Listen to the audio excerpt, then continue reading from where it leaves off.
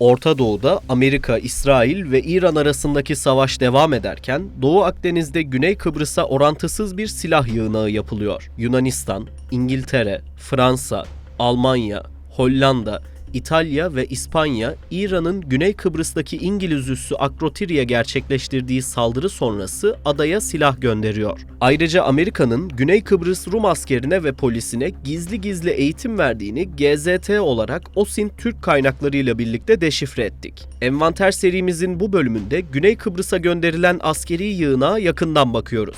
Hangi ülkeler neler gönderdi? Gönderilen silahlar ne işe yarıyor? Hedefleri sadece Güney Kıbrıs'ı korumak mı yoksa Türkiye'ye karşı bir mesaj mı? Bu videoda büyük askeri yığınağın perde arkasına iniyoruz. Ancak videoya başlamadan önce küçük bir hatırlatmamız var. GZT ailesi olarak 3 milyon abone hedefine emin adımlarla ilerliyoruz. Sizler de cevabı en çok merak edilen stratejik soruları bizimle birlikte masaya yatırmak, dünyanın en sıcak çatışma bölgelerindeki askeri teknolojileri yakından tanımak istiyorsanız kanalımıza abone olmayı unutmayın. Hazırsanız başlayalım.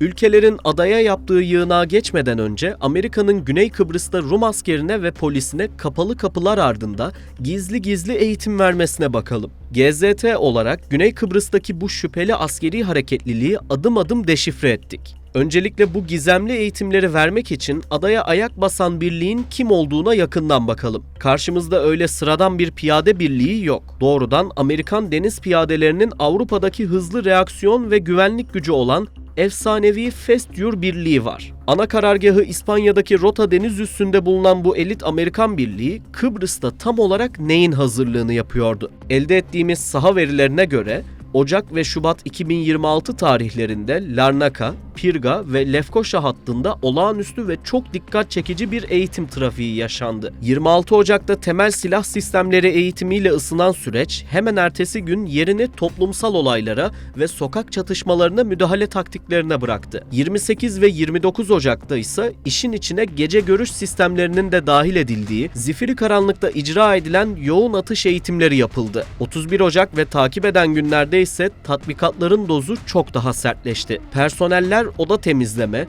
güç kullanımı, canlı simülasyon ve meskun mahalde yakın mesafe muharebe senaryolarıyla adeta gerçek bir şehir savaşına hazırlandı. İşin ciddiyeti o boyuta ulaştı ki 2 Şubat'ta doğrudan Lefkoşa'daki Amerikan Büyükelçiliğinde olası bir baskına karşı silahlı acil durum eylem planları bile bizzat test edildi. Peki bu ağır, yıpratıcı ve özel harekat seviyesindeki Amerikan eğitimlerini kimler aldı dersiniz? Karşımızda ana üssü Pirga yakınlarındaki Sarp Stavrovuni tepesinde bulunan Kıbrıs Ulusal Muhafızları Özel Kuvvetler Birliği, 964. Askeri Polis Taburu ve merkezi doğrudan Lefkoşa'daki polis binasında olan Kıbrıs Polisi özel antiterör unsurları var. Tüm bu gizlilik içinde yürütülen tatbikatlarda radarımıza çok kritik bir detay, özel bir silah takıldı. Kıbrıs'ta ilk defa Amerikan yapımı M27 piyade otomatik tüfeği görüntülendi. M27 diğer standart piyade tüfeklerine göre çok daha hafif olmasına rağmen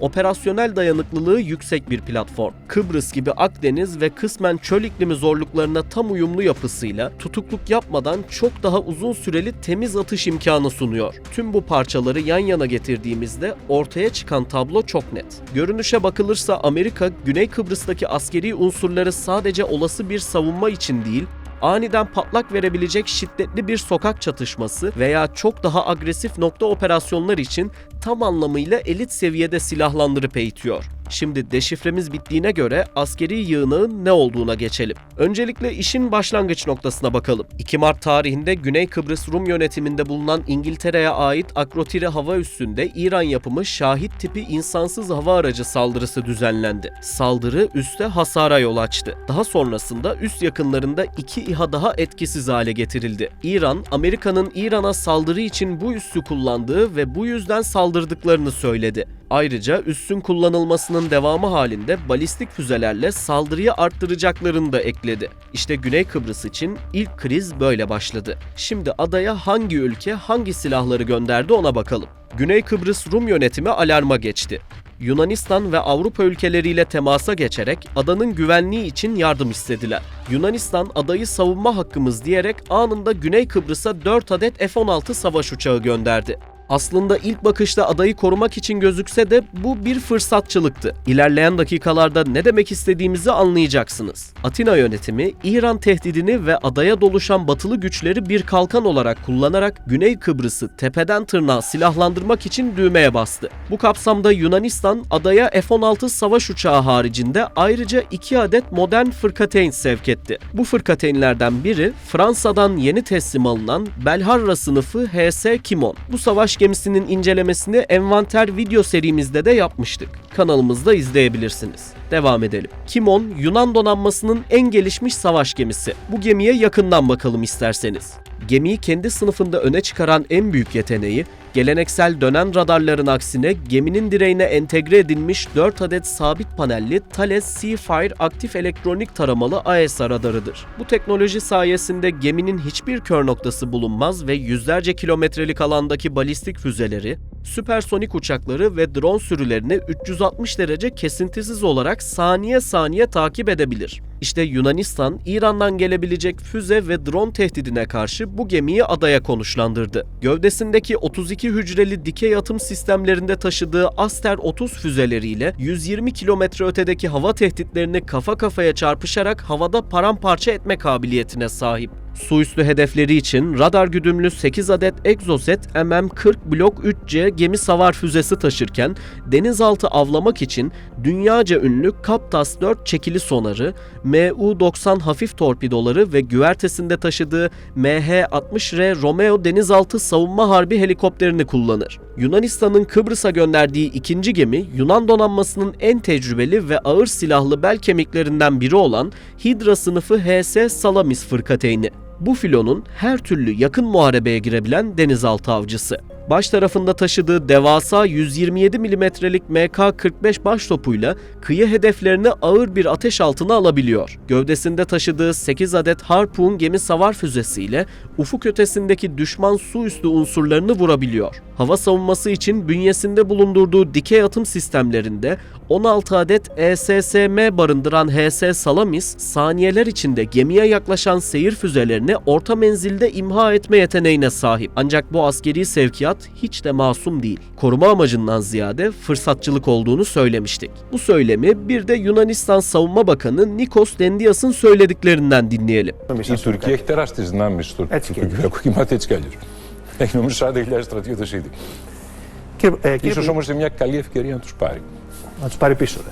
Dendias, bu yaşananlar Türk askerinin adadan çekilmesi için bir fırsat diyerek asıl niyetin adayı korumak olmadığını bir kez daha gösterdi. Yunanistan, Batı'nın İran bahanesiyle kurduğu o Aegis kalkanlarının arkasına saklanarak 10 yıllardır hayalini kurduğu adayı tamamen ele geçirme planını bu kaos ortamında uygulamaya koyabilmek istiyor. Devam edelim. Bir diğer savaş gemisi ve savaş uçağı gönderen ülke İngiltere. İran'ın saldırısı sonrası İngiltere sadece adadaki hava savunma şemsiyesini kalınlaştırmakla kalmadı.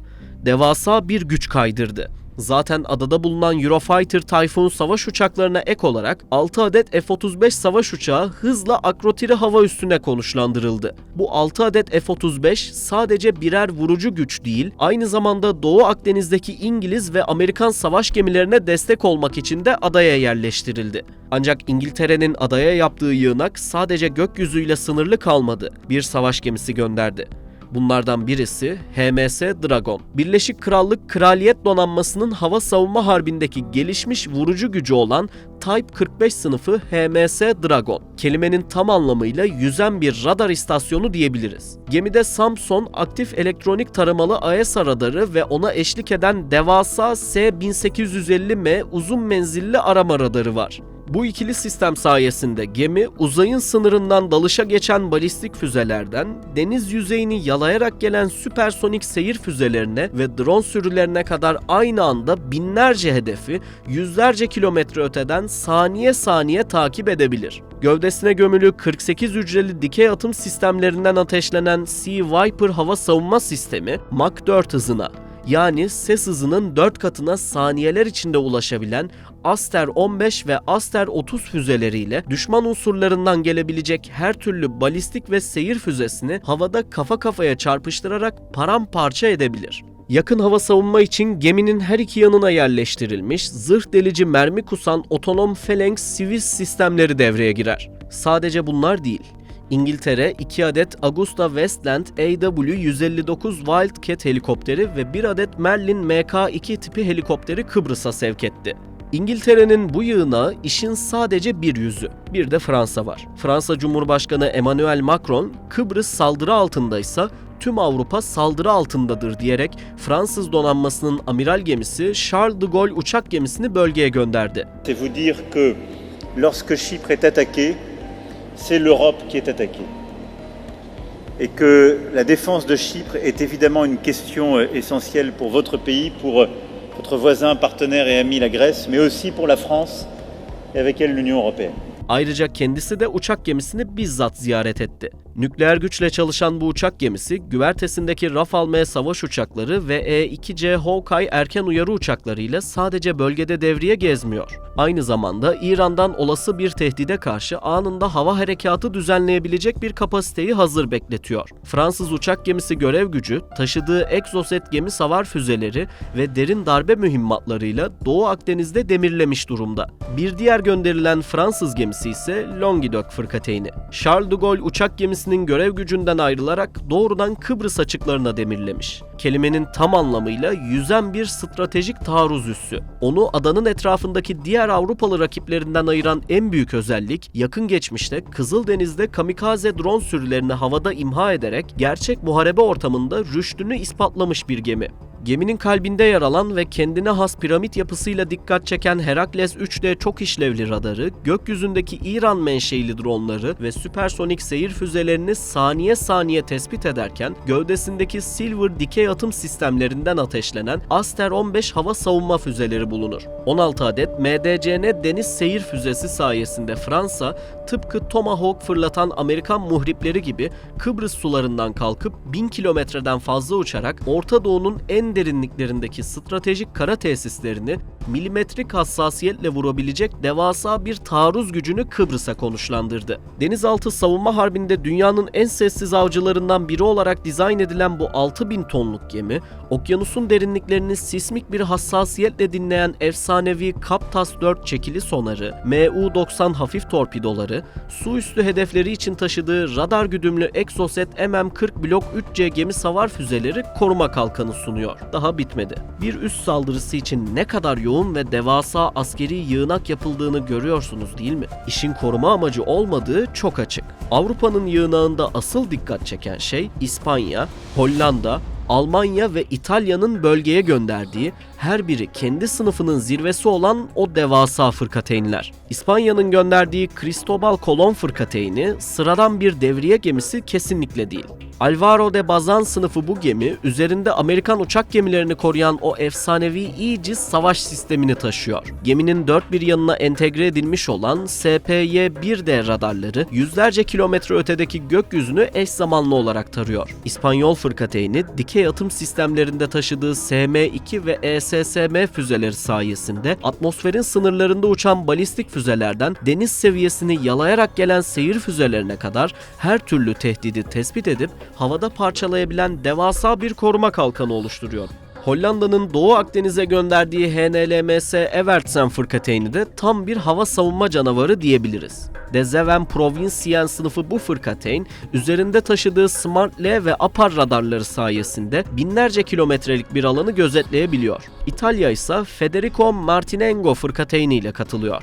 Frem sınıfı bu savaş gemisi özellikle denizaltı savunma harbinde ve elektronik harpte dünyanın en iyileri arasında gösteriliyor. Gövdesindeki dikey atım sistemlerinde Aster-15 ve Aster-30 hava savunma füzeleri taşıyan İtalyan gemisi aynı zamanda taşıdığı sismik ve akustik sensörle denizin altını saniye saniye dinliyor. Almanya ise FGS North Rhine-Westfalen fırkateyni ile bölgedeki yerini aldı. 2 yıl boyunca ana limanına dönmeden denizde kalabilen, üzerindeki TRS-4D radarları ve RAM nokta hava savunma sistemleri var. Kısacası Avrupa Birliği, Kıbrıs'ı Orta Doğu'daki yangından korumak bahanesiyle aslında Doğu Akdeniz'i kendi iç denizi ve aşılmaz bir kalesi haline getirmek için elindeki tüm askeri kozları masaya sürmüş durumda. Ancak Türkiye hemen bu duruma seyirci kalmadı. Orantısız yığına karşı Ankara, adanın garantörü olarak adaya 6 adet F-16 savaş uçağı konuşlandırdı. Ankara bu hamleyi sadece İran'a karşı bir önlem değil,